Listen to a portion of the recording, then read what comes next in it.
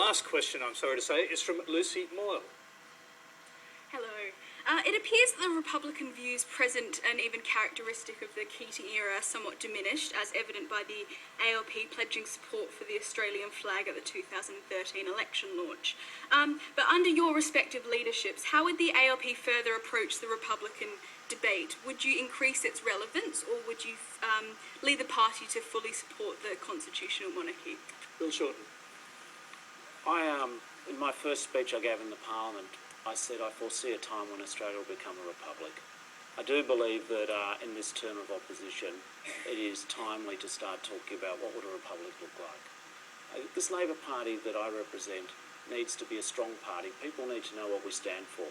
To be clear, I don't actually support changing our flag, but in terms of our constitutional monarchy vis-a-vis a republic, I believe we do need to start laying the groundwork to educate people that moving to a republic is a good idea, not a bad idea.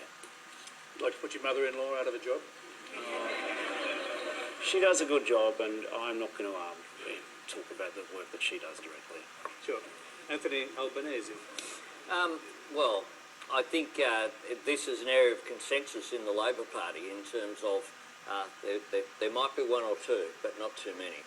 I think there is an agreement that this is a part of a modern Australia.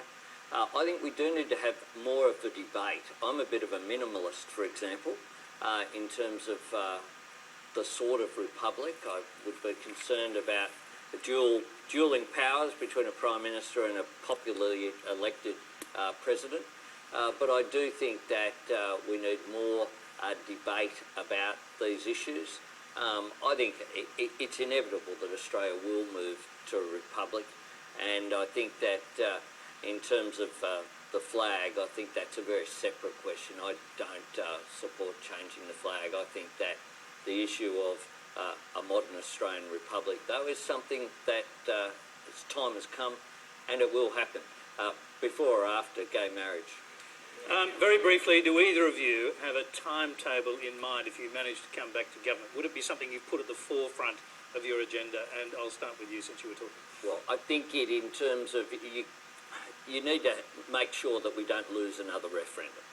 So there needs to be, I think, a lot more community debate and community consensus before you would risk, in my view, going to a referendum. But obviously there's not going to be a referendum whilst Tony Abbott is the Prime Minister. So the first step is get myself or Bill elected in 2016.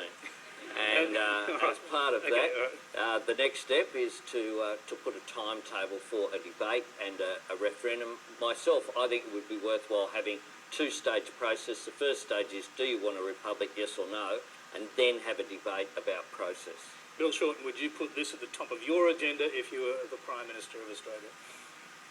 5% of politics, in my opinion, happens in Canberra. 95% happens outside of Canberra. In order to make a change in Canberra, be it something as significant as the Constitution or indeed major issues of policy even, you've got to lay the groundwork with people. So I think the challenge is to talk and work with people in communities to get them to understand the benefits. Until that happens, you're just engaging in some sort of ego trip or theoretical exercise. Until the work is done to educate people about the pros and cons of becoming a republic, I think anyone who made a promise beyond that is just kidding themselves. All right, that was our last question for tonight. Before we finish...